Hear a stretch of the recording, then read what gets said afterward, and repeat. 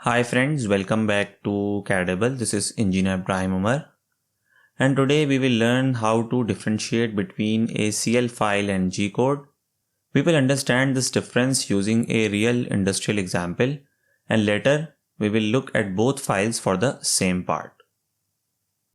So when I was doing my masters at NED University, our teacher Dr. Maqsood explained this concept using a very interesting real-world example. During his PhD in Canada at Concordia University in the Department of Mechanical and Industrial Engineering, their research group was approached by PWC, and the problem was PWC had thousands of old CNC programs but only in G code format. Later, due to machine and controller changes, they wanted the original CL file of these programs. So the question they asked was, can we recover the original CL files from these G codes? And the answer was no. Why? Because G code is already post-processed and machine specific. During post-processing, the original CAM logic is lost. So at this point, it is important to clarify the terminology. A CL file is called a cutter location file. This CL file data can also be written in the APT format, where APT stands for Automatically Programmed Tool. G codes, on the other hand, are used directly by the CNC machine controller. Now let's look at the example of this CL file.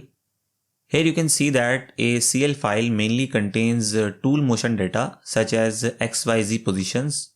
It is a machine independent and cannot be run directly on a CNC machine. Now let's look at the G code of this same part. G code is machine specific. It contains commands like G00, G01, different feed rates, tool numbers, spindle commands, and coolant control. This is the file that CNC machine controller actually understands. So remember this.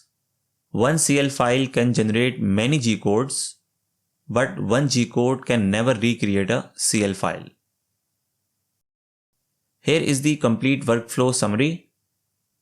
So it all starts with a CAD model, then CAM setup, then we have CL file or APT file, then we post-process it into a G code, then we verify those G codes, and then the real machining. Here is an important message as some students were approaching me.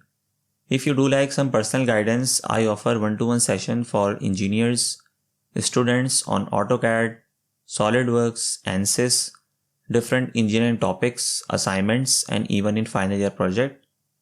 You can reach me through my email and I will be providing my email in the description link. So that's it for today's tutorial. I hope you like this short tutorial. Still, if you have any question, any query regarding this tutorial or any other tutorial in my list, you can ask me in comment section. Thanks for watching and please subscribe to our channel for more informative and interesting projects. I will see you in the next tutorial. Thank you.